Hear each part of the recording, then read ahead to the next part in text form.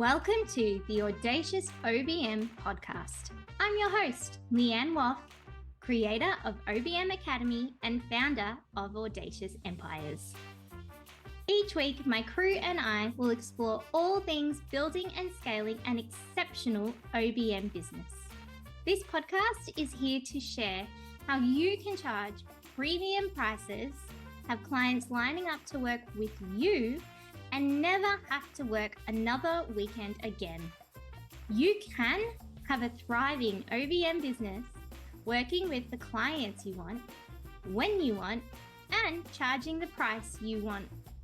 It's time to banish mediocre and become the standout, sought after OBM you know you can be. Hello, lovely. How are you today? Okay. Today, we are getting stuck into project planning, the art of breaking things down. I know, having spoken to many an OBM, an ops manager, a project manager, that one of the trickiest parts of managing projects and businesses successfully is getting started. How do I get all my pieces on the board? I'm great at following a project plan. I can smash through making sure things are done and done on time. But when I'm staring at that blank canvas, somebody help me. So today, I am going to give you a really easy way to put the core components on your board to get started with a successful project plan. The first thing is set your end goal. So when we are doing any project, we need to keep in mind what we want to achieve with this project. Why are we even doing this? What impact does it have on the business? What do we want it to look like at the very end? Why does this project even exist? What is our aim here? Try and get as much detail around that as you can. Because the clearer that vision is, the easier it will be for you to identify what's needed to achieve it. When there's all these gray areas and all this fuzz, it gets really hard for you to know, are we looking at apples or oranges? Do I need 7 people or 4? Is this a big beast bigger than Ben-Hur? Or is this just something small that we want to implement and do because it's fun? We need to know what the end goal is. We need to be able to think and feel and see what that looks like. And if you don't know, ask. Sit down with your client and say, all right, I'm going to map all of this out, but I have some questions for you. And ask them specific questions. Give them if-elses. Okay, so do you mean you want to create a whole new membership with its own brand, its own messaging for a different audience? Or do you mean you want to create another option within your current membership that people can opt in for? Give them scenarios so that you can get the understanding you need to make sure this is successful. And sometimes this can be a 15-minute conversation. It doesn't have to be a big, massive one. Or sometimes it needs to be an hour-long planning session for you to really flesh out with your client what we're doing. You lead that. That's what you're there for. Once you've got your end goal, once you know what you're trying to achieve, then we can chunk it. If that's what I'm trying to achieve, a new membership, what are the main things that become part of this?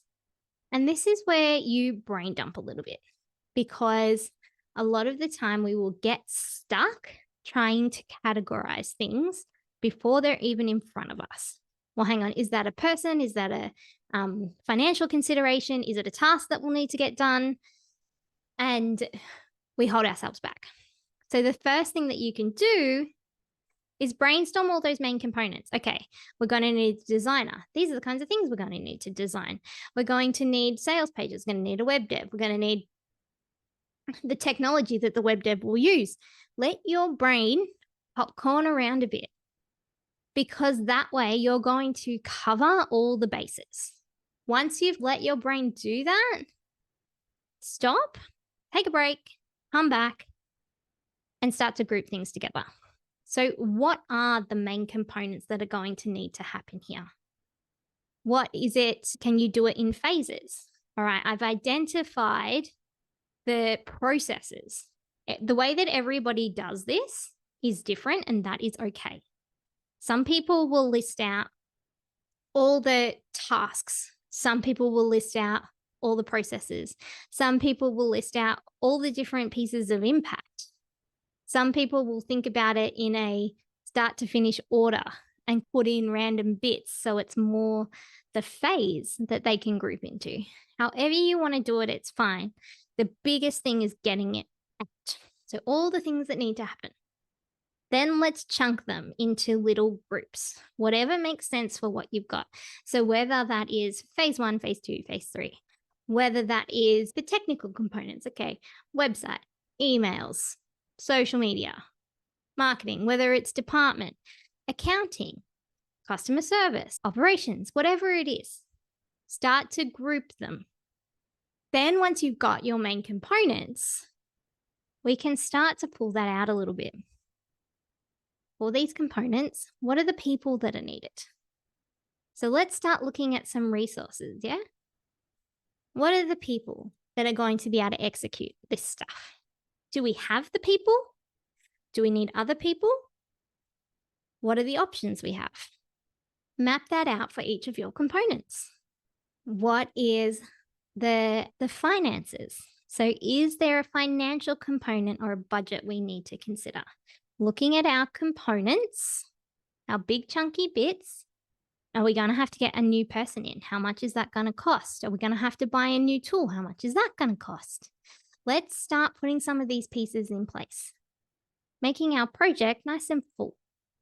And then we want to start looking at the timeline. Once we know what we have to work with, once we can see the things that actually have to get done, then and only then do we move to a timeline and we start to plot things out.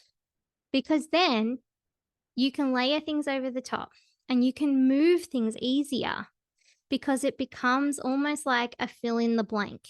You're taking pieces from one bucket and putting them in another. And so every time you take something from your main component list and you put it on that timeline, you have one thing less in your component bucket, one more thing on your timeline. What you're doing here is making sure you're not going to miss anything.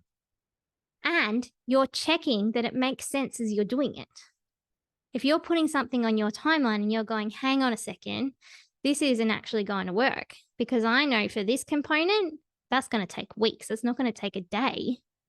Maybe I need to wiggle the timeline.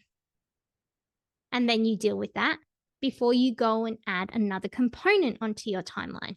And so you're doing some rational thinking and some logical steps as you're building it, which is going to make your project run smoother until you've got all those main components out of your bucket and onto your timeline. Now you've got a really solid timeline starting place. You've got all your milestones there, the big blocks for this. Now, I want you to start thinking about the validity of this project. So what can I do to achieve my end goal with the least friction? And the first thing is that we want to think about what are the possible hurdles that we might come across when we're trying to deliver that. So if we've got all our components, we know what our end goal is, we know where we're trying to head, we're looking at our timeline where we've put everything together, what are the things that might go wrong here? Okay, I know that in part C of my timeline, there's a lot in there. It is going to mean really tight turnarounds, and I need my team working together so that it can have that quick hot potato impact. I need you to be on time so that the next person can, because that is going to be a critical point. So looking at the information you have, what are the hurdles? What if we can't find a specific tool that's going to do this thing we need it to do? Pre-plan as much of this as you can. Look at it and think, what would actually shift the ability for us to complete this project? List them all down. And then put your solutions cap on. Look at that list and go, is this something that is likely to occur? Is this something that will really derail this project if it does occur? And that's how you weigh up whether it's worth pre-planning a solution or not. If it's highly likely to occur, yes, we want a solution.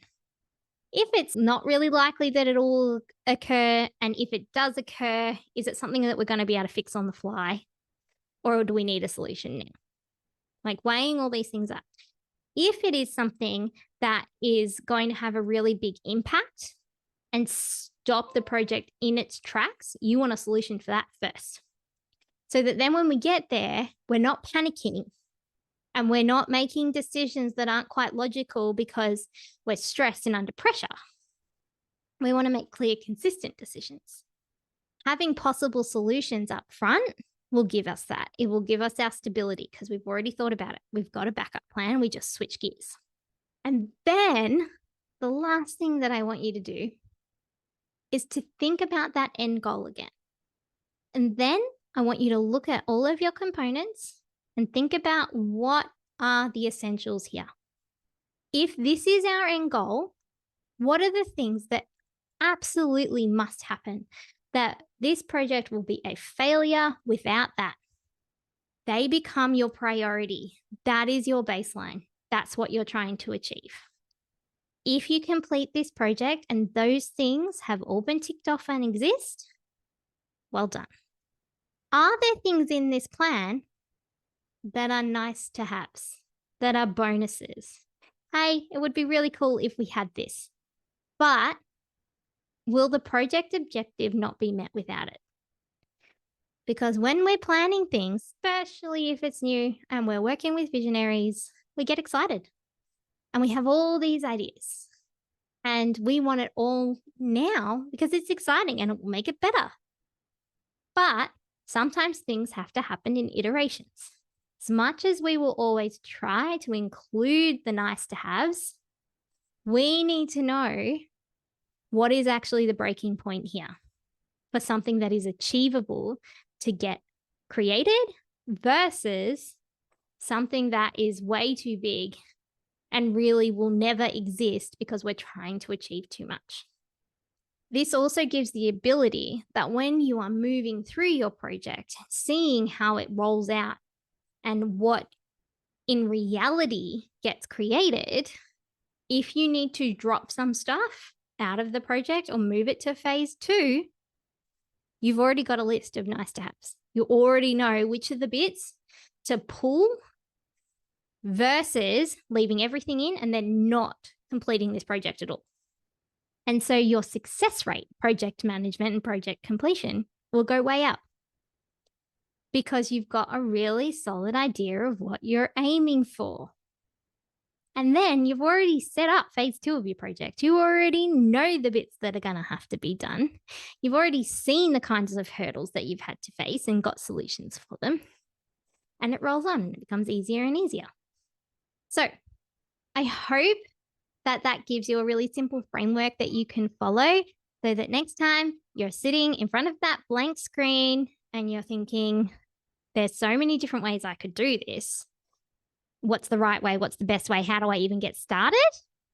That now you can just move through these simple steps and you'll have something you're looking at quite quickly that you can play with and move around. Let me know if this was helpful. Please leave me a comment, send me a DM, say hello. And if you found this helpful, please leave me a 5-star review about what you loved most. See you next week, guys. Thanks for joining us for this week's episode of The Audacious OBM. We hope this episode has helped you move forward in your journey to being a standout and sought-after OBM. If you enjoyed the episode, take a second to rate and review. Each review helps us to help other OBMs just like you. If you're interested in learning more about OBM Academy and all that it offers, head over to audaciousempires.com to get all the juicy details. We'll be back next week.